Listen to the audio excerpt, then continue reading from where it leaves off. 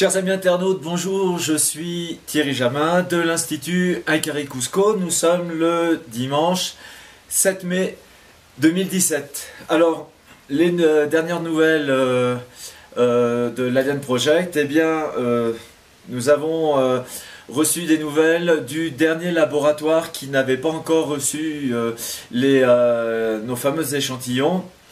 Il a donc réceptionné notre envoi d'il y a déjà presque près d'un mois.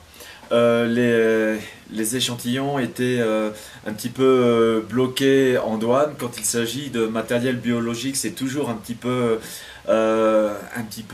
compliqué. Et en ce qui nous concerne, on était un petit peu inquiets parce qu'il s'agit du laboratoire le plus important des trois que nous avions sélectionnés, puisqu'il fait à la fois les analyses ADN et les analyses au radiocarbone. Donc tous les labos ont donc reçu les échantillons et ont déjà commencé à travailler sur ces matières organiques, et je peux vous dire qu'il y a déjà des résultats. Tous ces résultats seront connus dans le courant du mois de juin. Nous attendrons d'avoir un maximum de données, non seulement de la part de ces trois laboratoires, mais nous sommes actuellement en train de solliciter d'autres labos à travers le monde pour réaliser des analyses de matières organiques très importantes. Et de leur côté, Jaime Maussan, un chercheur de Saint-Pétersbourg en Russie, et certaines chaînes de télévision aux États-Unis réalisent de leur côté donc des analyses. Je pense que l'on va arriver à une douzaine de laboratoires qui, à la fin du mois de mai ou au début du mois de juin, nous donneront leurs résultats définitifs, j'espère.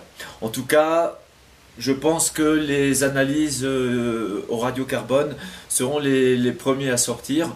Et donc, dans le courant du mois de juin, nous n'avons toujours pas la date précise, mais on vous l'indiquera. Eh bien, nous officialiserons cette histoire. On essaiera de vous donner le plus de détails. Et eh bien, nous vous présenterons les faits tels qu'ils sont. Est-ce qu'il s'agit d'un fake? Est-ce qu'il s'agit d'une imposture? Ou est-ce qu'il s'agit d'une histoire véritable? Eh bien, la réponse, c'est promis au mois de juin. En attendant, je sais que vous continuez à vous poser plein de questions, et donc je vais essayer d'y répondre ce week-end également, dans la limite bien sûr où j'ai les réponses. Alors, Cat2, peux-tu nous dire si Mario t'a parlé de la fameuse femme qu'ils auraient vue pendant les excavations dans la tombe? Elle aurait des cheveux, mais ressemble-t-elle aux gris, aux humains? Est-elle hybride? Habillée? Quelle était sa hauteur? Alors, Mario m'a expliqué que c'est l'un de ses camarades qui était en train de faire des excavations dans le site et qui a aperçu cette femme qui était donc au-dessus de lui. Et alors apparemment, elle avait des cheveux relativement longs et elle était de couleur bleue. Voilà. Et elle s'est enfuie assez rapidement.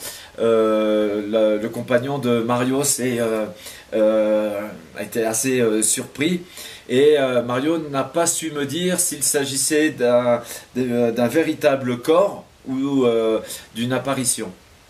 Voilà, donc petit à petit, j'imagine que Mario nous donnera plus de détails. Nous avons d'ailleurs lundi 8 mai, c'est-à-dire aujourd'hui, pour vous, une réunion très importante avec lui à Cusco et d'autres membres de l'Institut Incaré. As-tu vu la photo prise par Mario de la plaque à mémoire de forme vendue à un japonais? Tu as dit dans la vidéo qu'elle aurait des symboles gravés à sa surface. Alors non, Mario ne m'a toujours pas montré cette photo de la plaque à mémoire de forme, mais ce n'est pas parce qu'il ne veut pas, c'est parce que nous avons été très occupés et accaparés ces derniers jours et ces dernières semaines, notamment avec les chaînes de télévision américaines, Jaime Maussan, et avec les échantillons, mais ça viendra, je pense, assez vite, et j'espère que l'on pourra vous montrer ces photos de cette plaque fameuse. Claudec 34. On a besoin de précision pour ces 2000 momies ou plus. Est-ce le même site ou un autre découvert par qui? Des villageois, des momies différentes de celles de Mario, des oreilles? C'est intriguant. Alors cette histoire de momies, je pense que, si je me rappelle, j'en avais déjà un peu parlé la semaine dernière. En fait, il s'agit du même site et il s'agit du même découvreur, c'est-à-dire de Mario. Cette histoire de 2000 momies a été en fait un petit peu exagérée. Mario lui-même ne sait pas combien il y a de corps dans le site. Il a sorti du deuxième sarcophage, comme je l'ai dit, plus d'une vingtaine de corps. Mais il continue à découvrir encore et encore des corps dans des cavités qu'il découvre sur les parois de certains murs situés dans le site. Il m'a raconté il y a quelques jours qu'en cherchant des parois comme ça, en cherchant des cavités, pardon, et en cognant comme ça sur des parois à l'intérieur du site, il est tombé sur deux cavités dans lesquelles étaient conservés deux petits gris tels que Mario et tels que un deuxième que nous aurons le plaisir de vous faire découvrir dans quelques temps, et en position un peu fétale et les bras croisés, et ce sont deux des objets biologiques que nous essayons également de récupérer actuellement. Donc un peu d'exagération de la part de ces personnes. Ce sont des informations qui ont été diffusées par un journaliste péruvien qui s'appelle Anthony Choi, qui a un programme à Lima sur Radio Capitale, et qui a fait écho à un homme qui est un ami de Mario, et auquel Mario a vendu des pièces dès début 2016, et bien avant de connaître l'Institut Inkari et que cette histoire ne décolle. Et en fait, je pense que cette personne, nous savons qui il est, nous savons où il habite. Cette personne, bon, j'imagine qu'elle a vu combien l'information était en train de se diffuser sur Internet, et j'imagine qu'il essaye de récolter sa part de gloire, entre guillemets. En tout cas, les objets qu'il montre sur Internet sont authentiques. On peut ici, à l'Institut Inkari, ratifier que ces objets viennent bien du site découvert par Mario. Et d'ailleurs, chers amis internautes, il montre un petit corps de cette taille, 38-35 cm, qui est très ressemblant au petit corps de 38 cm que nous vous avions présenté au début du mois de février. Donc regardez, c'est la même tête en forme un peu de poisson, de tête de poisson, et le même type de cage thoracique.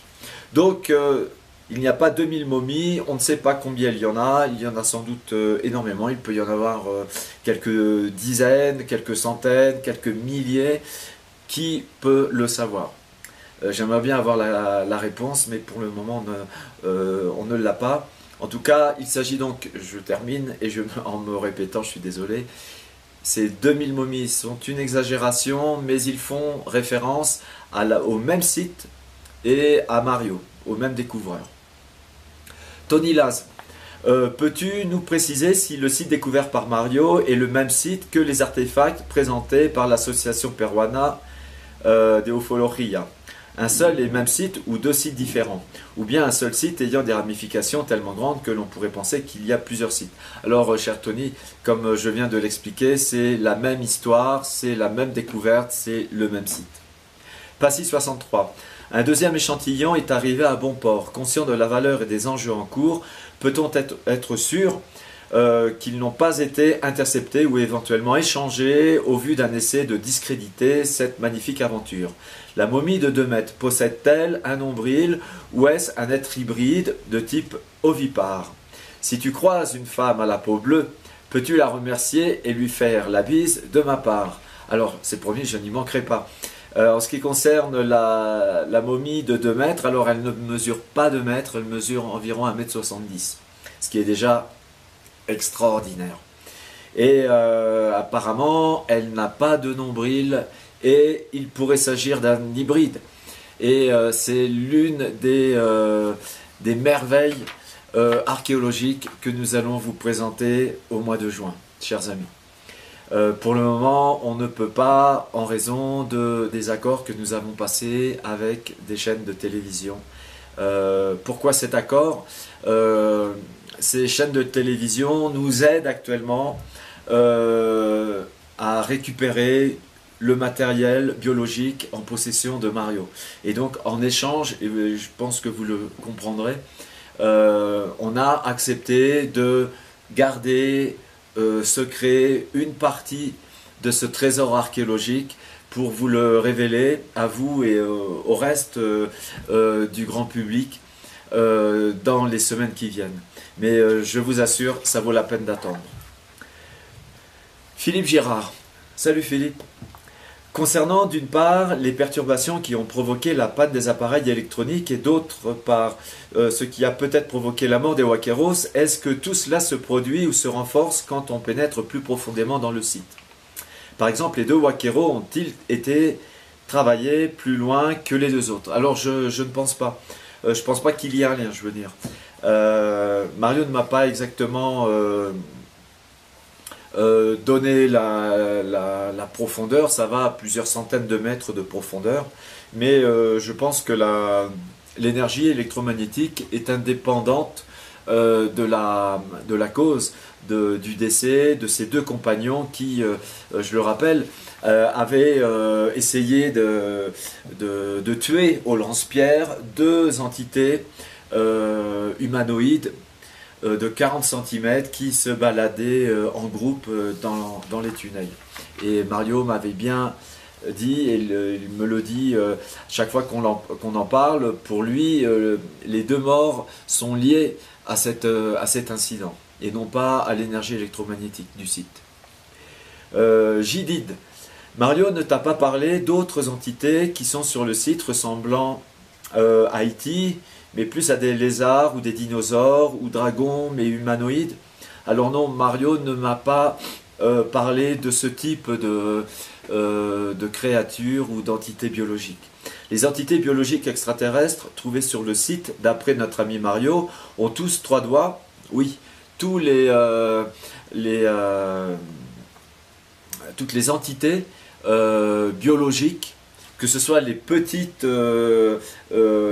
corps peut-être reconstitués et les corps intacts, ont tous 3 doigts à chaque main. Sauf que certaines de ces mains, comme les grandes entités que nous avons eu la chance incroyable de récupérer, ont 6 phalanges à chaque main, alors que l'espèce de type petit gris comme Albert et ses congénères ont 3 phalanges à chaque doigt. Donc ce ne sont pas les mêmes espèces. Voilà. Les entités biologiques, ça je l'ai dit. Christian Gambois. Salut Christian. Imagines-tu possible que ces êtres soient nos parents et qu'ils nous aient créés par manipulation génétique successive? Ceci pourrait expliquer l'apparence de laboratoire du site et le nombre de corps de types différents. Si c'est le cas, les analyses pourraient révéler une grande ressemblance avec notre ADN. Alors cher Christian, c'est un peu l'idée que nous on a. Je ne pense pas. Alors on peut avoir encore une fois des surprises. Mais je pense que ces populations se sont mélangées d'une certaine manière aux humains de cette zone. Et donc, j'imagine que les analyses ADN auront des traits communs avec l'analyse ADN humain. Mais encore une fois, là je ne suis pas ufologue, chers amis, vous en connaissez sûrement beaucoup plus que moi dans ce domaine, et je pense que lorsque l'on aura réalisé cette présentation en juin, on vous laissera plus de questions que de réponses, et que s'ouvriront ensuite des champs de recherche infinis sur cette affaire et sur ces objets biologiques. Donc il y a encore beaucoup à découvrir, ce n'est que le début. Et toutes ces questions, j'espère que nous parviendrons à les résoudre dans les mois et les années qui viennent. David, bienvenue. Bienvenue David. Le fait de ne communiquer jusqu'ici que sur des médias alternatifs très orientés UFO-ésotérisme, le choix de Daimian, dont je respecte la démarche comme ambassadeur Alien Project en France, me semble de nature à apporter un voile de doute quant à la démarche scientifique que tu défends. Pourquoi ce choix? Eh bien, cher David, en fait, on a décidé dès le début, dès fin octobre, de nous adresser prioritairement aux médias alternatifs d'Internet et non pas aux chaînes de télévision pour éviter l'emballement médiatique et les polémiques. Et je vais même vous dire quelque chose. Moi, j'étais pour aller directement aux médias, et c'est Paul, le fameux Paul en question, qui m'avait dit non, c'est pas une bonne idée, mieux vaut d'abord s'adresser aux internautes, y aller petit à petit, et in fine présenter l'affaire aux chaînes de télévision. Donc j'étais pas tellement pour cette idée, c'était l'idée de Paul, et finalement je pense qu'il a eu raison, c'était la bonne démarche, la bonne stratégie. Donc on avait besoin dès le mois d'octobre de faire connaître cette histoire pour éviter qu'elle ne soit enterrée, qu'elle ne soit cachée. Et puis on avait aussi besoin de vous, chers amis internautes, pour financer les analyses, pour nous aider à racheter à Mario des artefacts, des objets biologiques.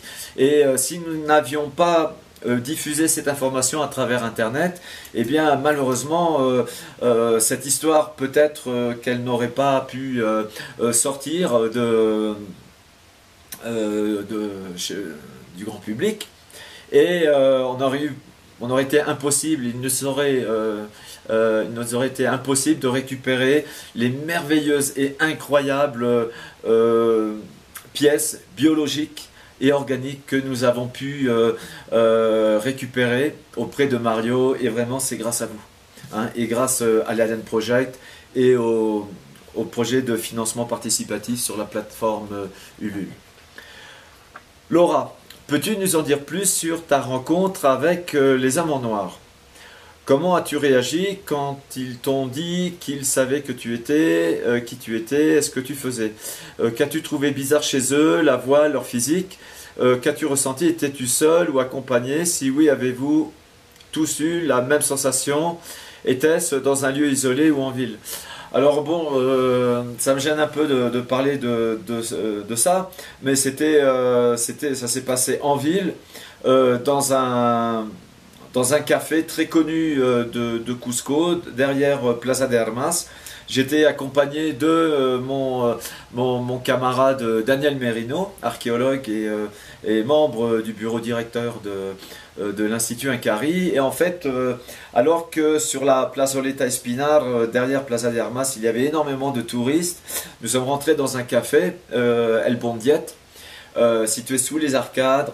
Et il n'y avait pratiquement pas de clients, l'atmosphère était un peu étrange. Bon, je parle de choses et d'autres de l'Alien Project pour tout vous dire avec Daniel, et à un moment donné, j'aperçois à 3 mètres sur ma droite un homme, chaussures noires, pantalon noir, veste noire, lunettes noires, de type européen, avec des cheveux blonds un peu mi-longs, en train de me filmer, de nous filmer. Et quand je le regardais, il se détournait, faisait semblant de regarder son portable. Et puis quand je reprenais la conversation avec Daniel, eh bien il continuait à nous filmer et le petit jeu a duré comme ça plusieurs minutes et à un moment donné, Daniel le remarque et il me dit un peu d'un air humoristique, putain on dirait un homme en noir, regarde. Il faisait vraiment un manège un peu étrange. Et à un moment donné, Daniel va aux toilettes. Et à peine Daniel est-il parti, s'est-il éloigné, que cette personne me parle en français et me dit vous avez l'impression de me connaître, hein. Et donc moi je le regarde d'un air tout à fait indifférent. Je pensais que c'était un peu un mec, un allumé, c'était d'ailleurs peut-être le cas. Et je lui dis non, si, vous savez qui je suis? Il insiste comme ça et je lui dis non. Et il me dit mais ne mentez pas. Et je le regarde un peu comme ça et puis bon je le mets de côté, je feins de l'ignorer. À un moment donné il enlève ses lunettes un peu pour m'inviter à l'identifier, mais j'évite de regarder son visage et Daniel revient. Et en fait ça nous a laissé comment dire, une atmosphère un peu étrange. Tout était étrange. Ce type qui visiblement savait qu'on allait venir alors qu'on s'est décidé de venir dans ce lieu 10 minutes avant. Il nous a vraiment fait penser qu'il n'était pas là par hasard et il y avait après 2-3 clients qui sont venus et l'atmosphère était étrange, même les clients étaient étranges. Daniel et moi on avait pris un espèce de café cortado et en fait tous les clients avaient un cortado et en fait cette personne semblait vouloir me dire qu'il savait très bien qui j'étais. Il m'a dit qu'aussi il était sur Facebook et qu'il savait très bien ce que je faisais et ce qui se passait. Et bon, quelque chose d'assez curieux, il ne s'est pas présenté, une ambiance vraiment assez étrange. Et ce type de rencontre est arrivé à Daniel le jour suivant, dans un bar, dans un restaurant, en déjeunant avec un industriel français. Et le jour suivant encore, à l'un de mes amis, Dante Rios, Plaza de Armas. Voilà. Est-ce qu'il s'agit d'homme en noir? Est-ce qu'il s'agit d'allumer? Je pense qu'on n'aura jamais la réponse. Mais en tout cas, on a vraiment l'impression qu'on était un peu dans une bulle, quelque chose d'assez curieux qui nous mettait mal à l'aise. Rien d'agressif, rien de négatif, pas de menaces, rien de tout cela. Seulement, cette personne s'est signalée comme quoi il savait qui j'étais et ce que je faisais. Voilà, ça va pas plus loin. Alphan 83, êtes-vous en contact avec cette association qui présente de nouvelles momies? Est-ce que vous aviez entendu parler de ces gardiens? Alors non, je n'ai aucun contact avec eux et s'ils veulent nous contacter, il n'y a aucun problème.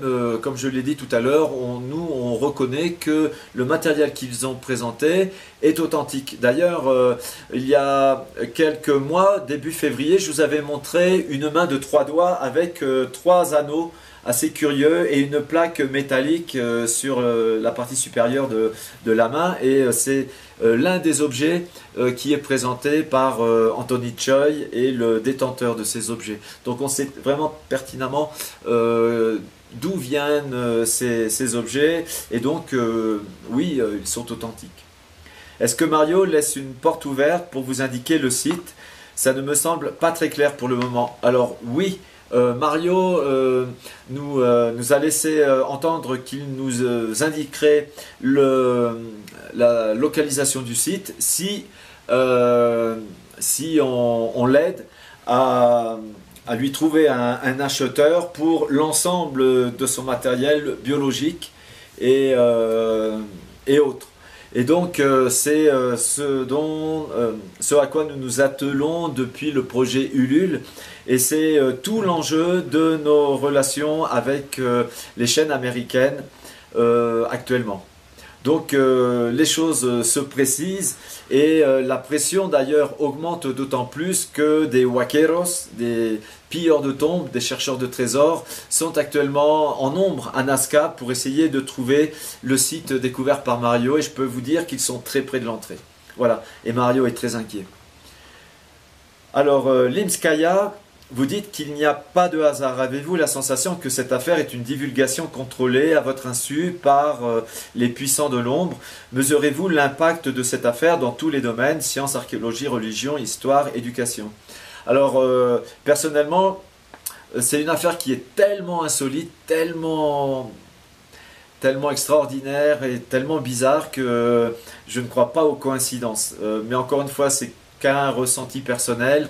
On a vraiment l'impression que, encore une fois, cette histoire nous est tombée dans les bras alors que nous ne sommes pas ufologues et qu'on n'a jamais recherché les ovnis au Pérou ni ailleurs. Et c'est assez curieux comment les choses se passent, parce que c'est un peu comme un chemin qui s'ouvre, une fleur qui s'ouvre à mesure que nous avançons vers elle. Et on a vraiment l'impression que oui, quelque part il y a une volonté. On ne sait pas à quel niveau, mais on pense que il n'y a pas de hasard. Il n'y a pas de. Moi, je ne crois pas à ce type de coïncidence. C'est trop incroyable, c'est trop bizarre, et puis ça arrive dans un contexte un peu international qui est tout aussi étrange, et donc cela me porte à penser que l'heure est peut-être venue pour ce genre d'informations. C'est l'avenir qui va nous le dire, à vous et à nous. Alors, Goose 42. As-tu déjà envisagé l'hypothèse que tous ces artefacts biologiques aient été créés en leur temps par des sortes de biologistes bricoleurs de génie pour fabriquer des fausses preuves afin de duper la population et asseoir ainsi une sorte de domination du genre testée et approuvée par les dieux? Quand je dis en leur temps, je parle des Incas par exemple, pas de quelque chose de récent. À la limite, pourquoi pas? Moi, alors vu le contexte archéologique du site, je n'ai pas l'impression. Mais alors dans ce cas-là, si c'était les Incas ou les Nazca ou les Paracas qui avaient construit, qui avaient fabriqué de leurs mains ces petits corps, ce sont quand même des corps qui ressemblent étrangement à notre image des extraterrestres. Cela voudrait dire que les Incas, les Paracas, les Nazca savaient déjà connaissaient déjà la notion d'extraterrestre, car ils sont quand même tous humanoïdes, ils ont tous 3 doigts, et encore une fois, ces doigts, ils ont des phalanges, et c'est quand même des petites phalanges. Donc comment on fait pour fabriquer ça? Donc je sais pas, je ne pense pas. Moi je serais plutôt tenté de penser que ce sont nos amis, nos frères petits gris, ou peut-être nos frères hybrides d'1,70 m et plus, qui sont les auteurs de ces petites entités, de ces petits corps. Encore une fois, il faudrait aussi analyser les os de ces petits corps. Est-ce qu'ils sont animaux? Est-ce qu'ils sont humains? Est-ce qu'ils sont d'une autre espèce? Peut-être de l'espèce même des corps qui les représentent.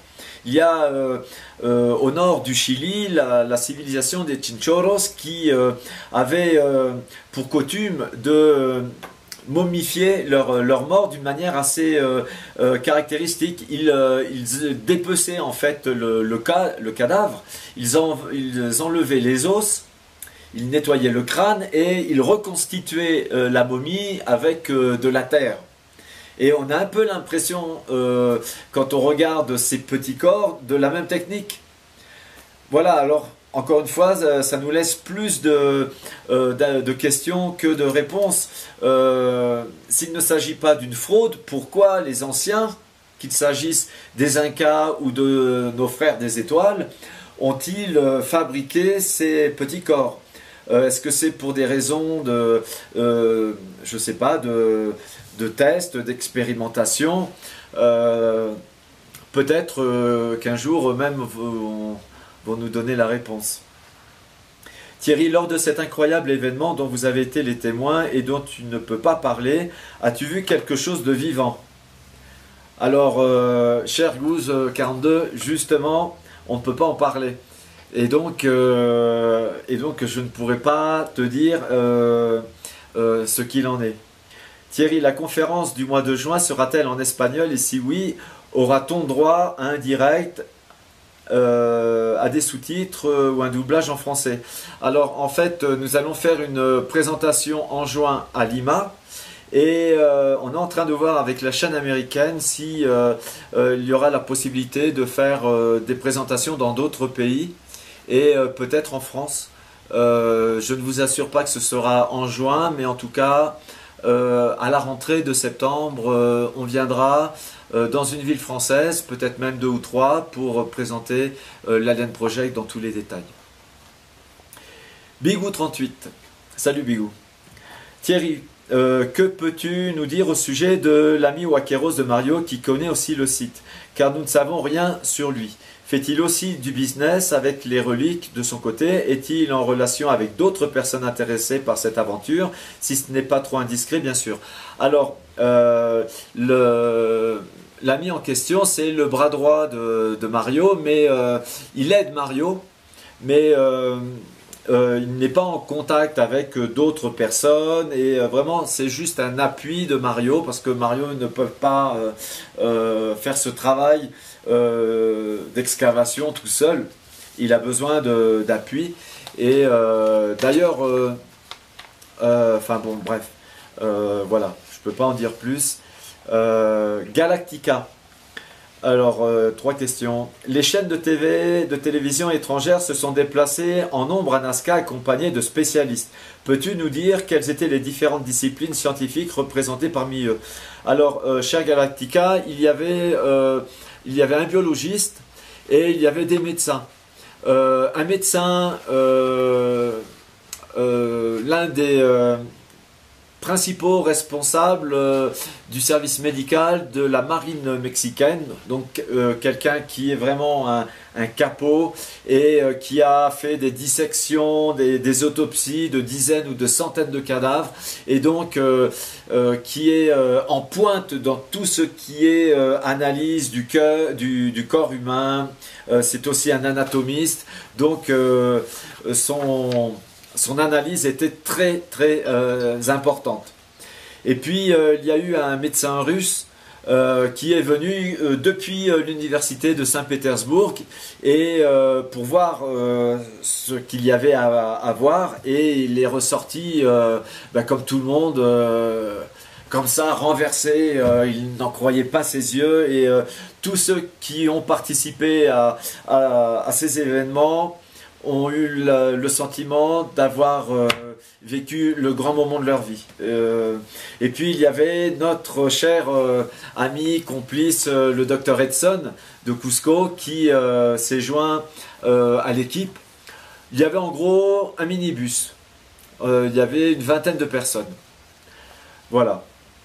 Alors, est-ce que la grande momie au long cou dans la vitrine d'une collection privée montrée dans la vidéo de Marzulli ressemble-t-elle à celle que vous avez filmée ou se distingue-t-elle? Alors pas du tout.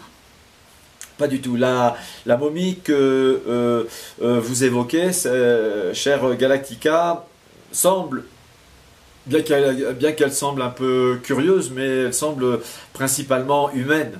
La grande momie que nous avons eu la chance d'observer, d'examiner et de récupérer n'est pas du tout, vous le verrez dans pas très longtemps, dans quelques semaines, et vous pourrez faire la comparaison. L'absence jusqu'à présent de preuves d'objets technologiques n'entretient-elle pas encore le doute sur le caractère exogène du site découvert par Mario, unique narrateur connu de cette histoire? Alors, il faut savoir aussi ce qu'on entend par objet technologique. La plaque de métal en elle-même, à mémoire de forme, c'est un objet technologique. Dans cette mémoire de forme, j'imagine qu'il y a une technologie derrière. Euh, il y a aussi ces implants que nous avons retrouvés dans les mains et dans certains corps. Pourquoi ces implants? Pourquoi ces objets? En quoi sont-ils faits? Quelle était leur fonction? Par qui ont-ils été posés? Donc tout cela, ça fait penser à du technologique. L'énergie électromagnétique dont nous a parlé Mario dans le site renvoie à une source d'énergie et à une technologie. Et puis d'autres choses dont on ne peut pas parler pour le moment, qui sont indubitablement technologiques. Donc il y a une phase technologique, on va dire, dans ce site. Et je pense qu'on n'est pas au bout de nos surprises et on a encore beaucoup à découvrir sur le site. Alors, humain. Y a-t-il une découverte extraordinaire de corps non loin du site de Mario? Ah non, y a-t-il eu une découverte extraordinaire de corps non loin du site de Mario? Faut-il encore patienter pour y aller au risque de perdre cette exclusivité? La présence d'hommes en noir n'est-elle pas un signe pour vous laisser divulguer enfin l'existence d'une civilisation supérieure à la nôtre?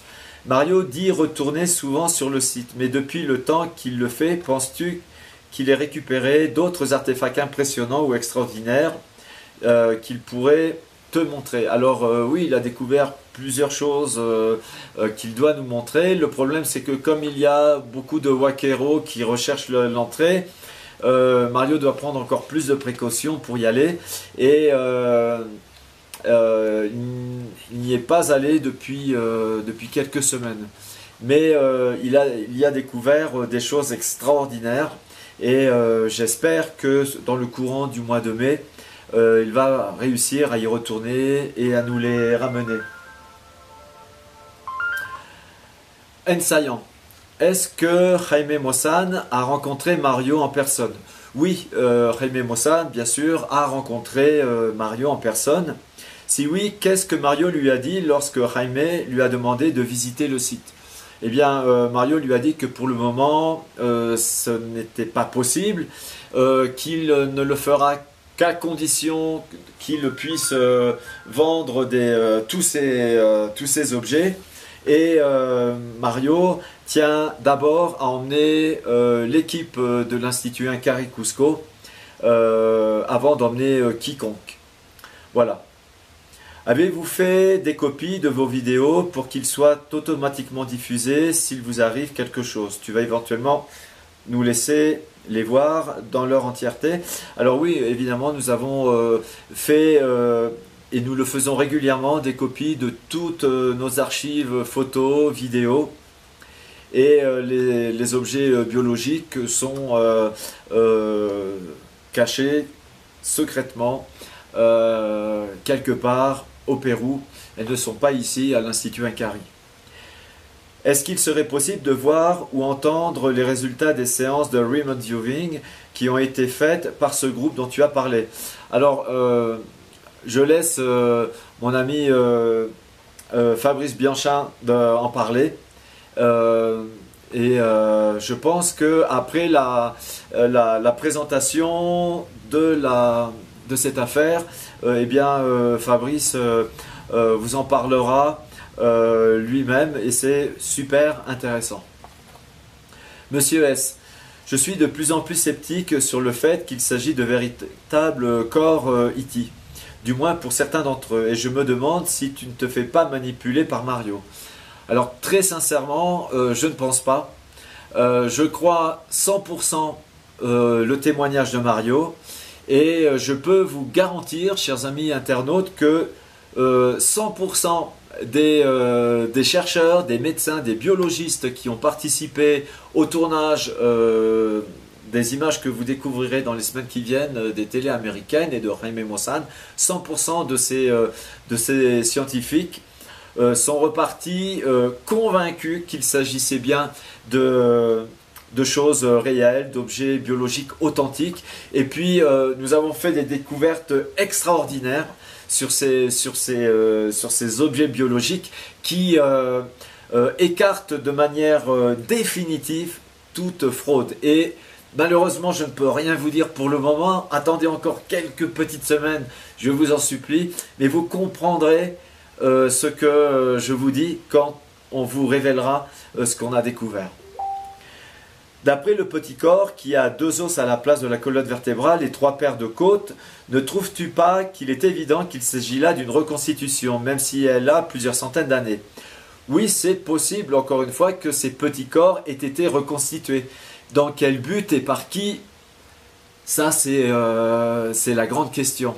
Et encore une fois, faudrait-il analyser ces os pour savoir si ils ont été... si ces corps ont été reconstitués à partir d'os humains ou animaux, ou bien d'os d'espèces inconnues, peut-être exogènes. Et si tel est le cas, as-tu mesuré dans quelle proportion les artefacts proposés par Mario pouvaient être des reconstitutions? Alors j'aimerais vraiment insister, chers amis, sur un point bien important. Seulement les petits corps ont été possiblement reconstitués. Et seulement les petits corps.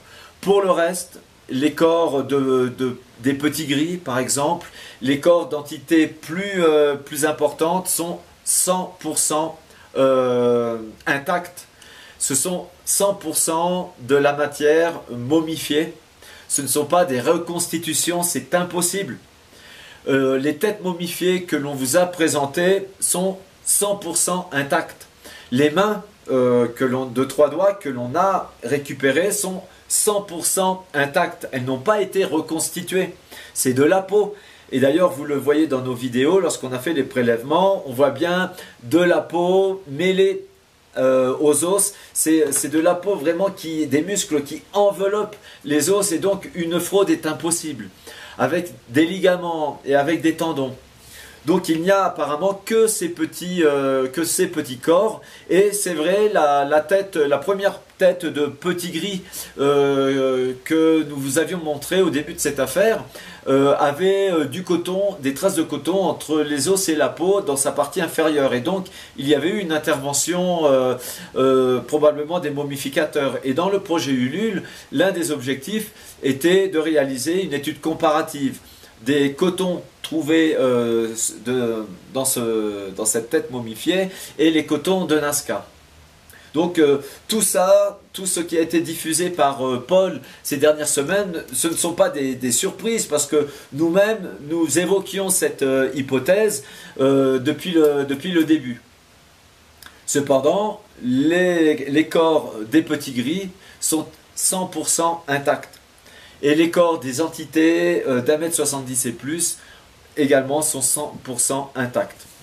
Et on vous les montrera dans quelques semaines. Jacaille. Salut Jacaille. Dans la première salle, à côté du premier sarcophage, ont été trouvées 2 momies incas bien humaines. Au début, il me semble que tu avais évoqué la présence de matériel biologique humain mélangé à du matériel biologique d'origine inconnue. Tout à fait. Selon tes infos, les 2 espèces, humains et inconnus, ont-elles cohabité, ou alors les Incas Nazca ont-ils découvert un site beaucoup plus ancien et se le ont-ils approprié? D'après ce que me dit Mario, les Incas connaissaient ce lieu et ils avaient l'air de peut-être de vouer un culte aux habitants de ce lieu. Peut-être que les Incas ont considéré les entités biologiques qui vivent encore dans le site apparemment comme des dieux. Et donc il y avait une relation entre eux. Je ne sais pas à quel niveau, peut-être simplement d'un niveau local ou régional. On aimerait bien accéder au site pour étudier le contexte archéologique s'il est encore étudiable. Mario nous a dit qu'ils avaient également retrouvé des morceaux de tissu de la civilisation Wari, c'est-à-dire bien avant les Incas. Donc depuis combien de temps sont-ils là et depuis combien de temps entretiennent-ils des relations avec les populations locales ayant vécu sur la côte? C'est le grand mystère et c'est peut-être les réponses que nous apportera l'analyse au carbone 14 des différents objets. Bivi, salut Bivi. Sur la vidéo d'Albert, on peut apercevoir quelque chose qui ressemble à une trachée au niveau de son cou. Les chirurgiens et autres qui ont observé le corps de ces radios en ont-ils parlé? Et toi, qu'en penses-tu? Alors apparemment, l'espèce des petits gris, sans vous dévoiler beaucoup de choses, ils n'ont pas au niveau du cou une colonne vertébrale comme la nôtre. Ils ont on va dire des espèces de vertèbres flottantes, ce qui leur permet d'allonger le cou et de le rétracter un peu comme les tortues.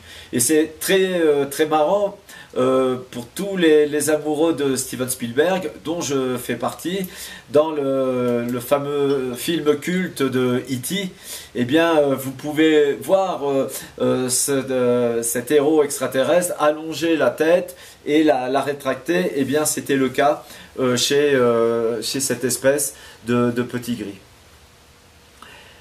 Hasard ou pas? Selon tes infos, les deux espèces, ah non ça je l'ai dit, pardon, ce qui t'assure à 100% de l'authenticité de ces artefacts qui sont possiblement pas d'ici, et de quel ordre? Par exemple, biologique, plutôt type technologique, ou les deux? Les deux. As-tu vu la feuille à mémoire de forme? Si oui, qu'en penses-tu? Non, je n'ai pas encore eu cette chance de voir la feuille à mémoire de forme. As-tu une meilleure... As-tu une meilleure idée de la date d'exploration du site, si ce n'est pas encore fait? Alors là, je ne peux pas vous répondre. Je suis désolé. Iguaku 1972, je voudrais savoir si vous avez été contacté par des autorités, surtout maintenant que tu nous indiques que tu es sûr à 100% de l'authenticité de cette découverte. Nous sommes en contact avec des autorités, mais je ne peux pas vous en dire plus actuellement. En effet, il me semble très improbable qu'ils ne réagissent pas, ne serait-ce qu'en termes de sécurité nationale ou de protection du site. Si vous n'êtes pas en contact avec des autorités, comment expliques-tu leur absence d'implication? Donc je vous ai répondu, nous sommes en contact, mais je ne peux pas vous dire à quel niveau. Bonobon. Si cette preuve est uniquement biologique, qu'est-ce que ces corps ont de plus qu'Albert? Ah ben ça, vous le verrez dans quelques semaines et je pense que vous aurez la même réaction que les scientifiques qui se sont penchés dessus. Flambeau 5, salut Flambeau. La preuve irréfutable que tu as découvert avec les médias a-t-elle été filmée? Oui, cher Flambeau, tout a été filmé, de A à Z. Non seulement par les chaînes de télévision américaines, mais également par l'équipe de Jaime Maussan et par l'équipe de l'Institut Incari Cusco, puisque nous filmons tout depuis le début de cette affaire. Cette preuve est-elle d'origine biologique ou d'origine technologique? Alors je pense y avoir répondu auparavant, les deux.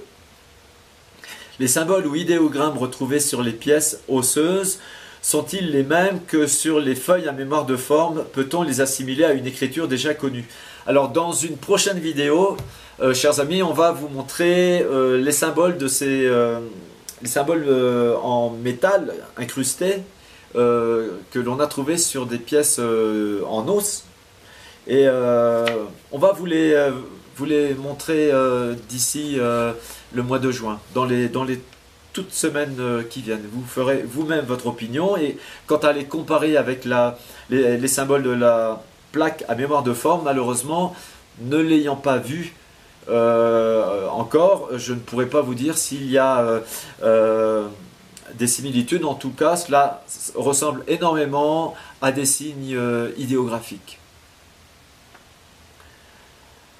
Dalf, moi j'aimerais que tu nous parles de ton ressenti, de tes émotions sur le fait de détenir une vérité et surtout d'être convaincu de cette existence, même si tu semblais y avoir été préparé à l'avance.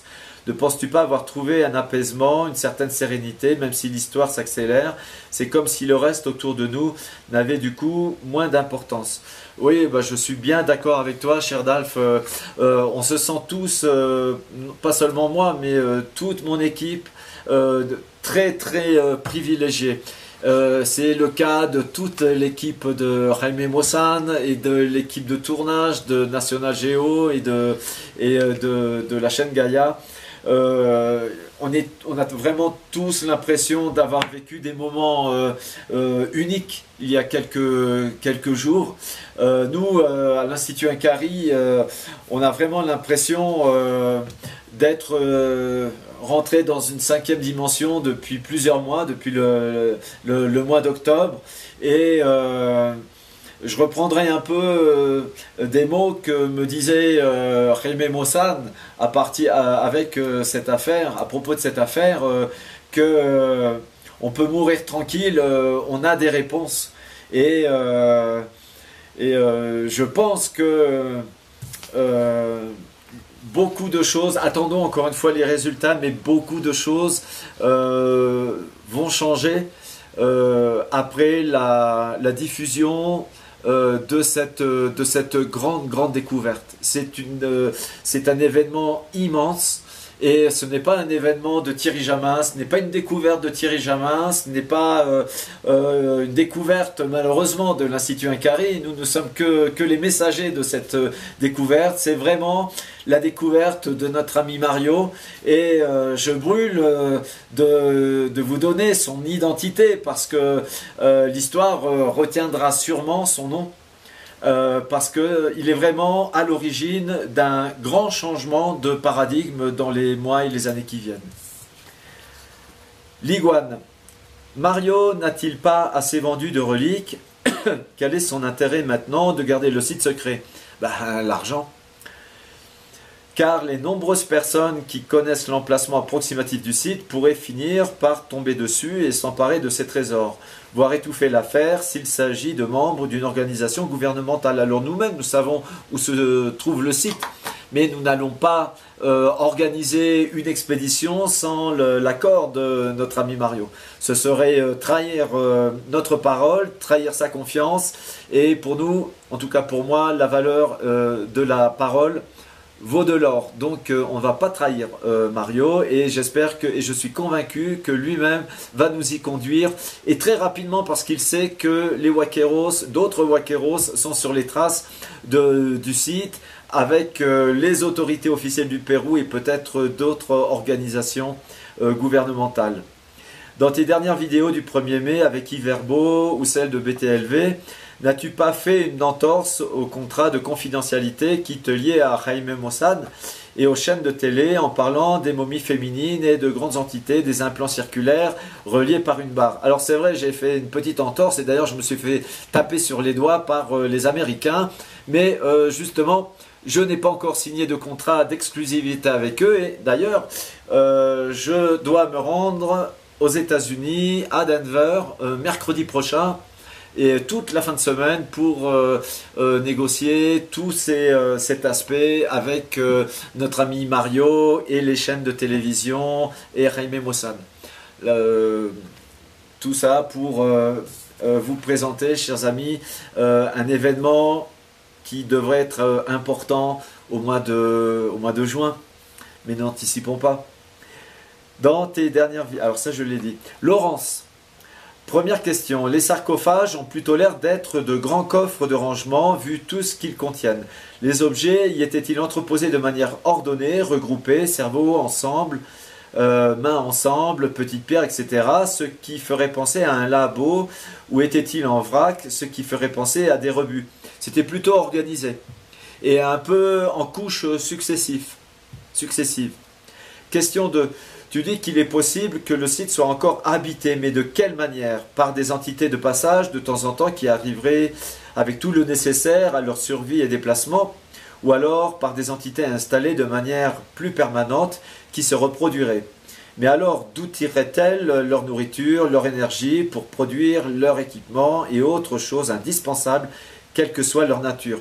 Chère Laurence, ce sont les mêmes questions que nous, à l'Institut Incari, on se pose depuis des mois et des mois. On est vraiment comme vous, on se pose plein de questions à ce sujet et j'espère que l'on arrivera à avoir des réponses. Danakil 19. Tu dis, et je te crois, que vous avez vu et que vous avez la preuve, sans attendre les tests C14 et ADN, que toute cette histoire est véridique. Ne serait-il pas judicieux maintenant de se focaliser sur le site en lui-même? Car si, comme le dit Mario, il n'a qu'effleuré que quelques pourcents de l'ensemble de la nécropole ou laboratoire, imagine les découvertes qu'il doit rester à faire.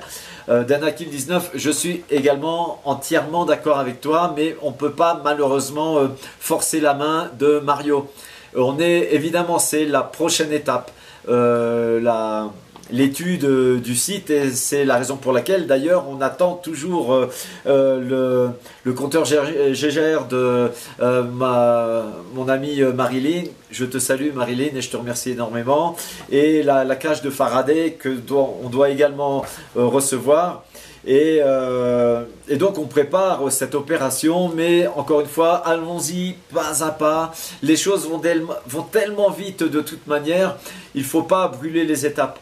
Et évidemment, nous, on ne pense qu'au site qui, comme tu le dis, Danakil, doit regorger énormément de secrets archéologiques, de secrets historiques, de secrets anthropologiques, de secrets technologiques.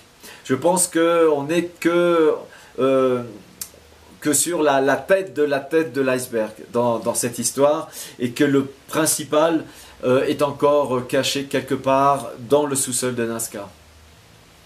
Alexandre, tu dis dans ta dernière conversation avec Yves Herbeau que vous savez de quoi ils se nourrissent et comment ils se reproduisent. Peux-tu nous en dire un peu plus? Ont-ils des organes sexuels? Alors malheureusement, Alexandre, je ne peux rien te dire pour le moment. Cela fait partie de tout ce dossier que l'on va vous présenter en détail au mois de juin. Mais toutes ces questions, on y répondra. Patrick Bouvron. Salut Patrick. Tu ne veux pas trop parler de l'entité qui a un implant sur la poitrine avec une barre. Pourtant, une question très intéressante. Est-ce qu'à elle seule, elle te fait dire et presque affirmer que tout est réel? Oui, à elle seule, effectivement, les découvertes que l'on a fait sur ce corps nous montrent qu'il est impossible qu'il puisse s'agir d'une fraude. Et quand les Jaime Maussan et nos amis médecins ont vu ça, tout le monde a sauté de joie, tout le monde en est resté quoi? Voilà, et vous comprendrez dans quelques semaines. B. Qu'est-ce qui te fait penser cela? Juste un détail s'il te plaît, je viens de vous donner quelques indices. Et avez-vous filmé un truc qui te fait dire que tout est réel aussi? Comme je l'ai dit, tout est, bon non, pour nous, 100% réel. On va dire 99,99999%, parce que 100% ce n'est pas scientifique, mais comme mes amis médecins nous l'ont dit à plusieurs reprises, 99,99999, c'est la probabilité de l'authenticité de toute cette affaire. Slimonji, il semblerait Thierry que vous-même et l'équipe de National Geographic, Jaime Maussan, etc. ayez assisté à quelque chose d'incroyable lors de votre rencontre secrète avec Mario qui ne laisse aucun doute quant à la véracité de cette histoire. Pouvez-vous nous en dire plus? Non, je ne peux pas vous le dire, mais je brûle de le faire, mais attendez encore quelques semaines. Dernière question. Le temps presse et Mario ne vous a toujours pas laissé accès au site. Qu'est-ce que vous en savez? Les pressions augmentent de toutes parts. Vous savez à quelques centaines de mètres près où se situe le site. N'est-il pas temps d'y avoir accès? Alors je crois qu'on y a déjà répondu. Chaque chose en son temps. Chaque chose en son temps. L'histoire s'accélère de toute manière. Et donc... on n'est plus à quelques semaines près dans cette histoire. Enfin, dernière question de Dimitri de Berlin. Depuis ta dernière apparition, as-tu recroisé un homme en noir ou Men in Black? Il me semble crucial de se méfier de ce genre de personnage car il pourrait bien être à l'origine d'un futur étouffement de l'affaire ou d'une désinformation pour discréditer l'Alien Project. Alors, encore une fois, nous, on n'est pas sûr qu'il s'agisse d'hommes en noir tels qu'on se le représente au travers des documentaires ou de certains films de science-fiction. En tout cas, c'était des rencontres étranges et je le dis encore une fois, rien de négatif, rien de menaçant, seulement des personnes étranges qui se sont signalées à nous et qui nous ont signifié qu'elles nous connaissaient, qu'elles étaient au courant de ce qui se passait et de ce que l'on faisait. Voilà.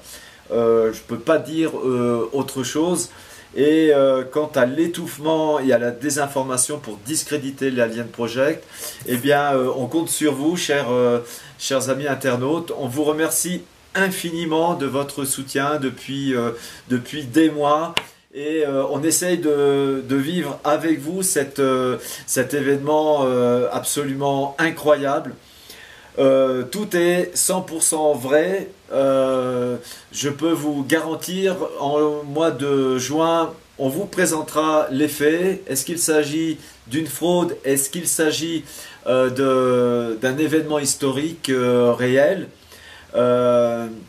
Eh bien, on vous présentera tous les éléments et ce sera à vous de tirer les conclusions. En ce qui nous concerne, alors bien sûr, il faut attendre les conclusions des analyses au carbone 14 et ADN qui pourront sanctionner cette éventuelle découverte.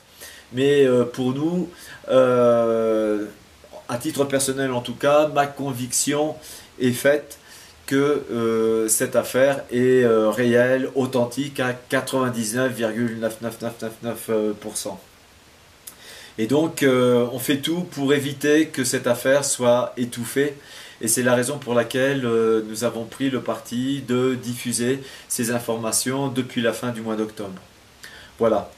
Au nom de toute l'équipe de l'Institut Inkari Cusco, en mon nom personnel, j'aimerais vous remercier infiniment une fois encore pour votre soutien et je vous souhaite une très bonne semaine. À très bientôt, chers amis. Ciao.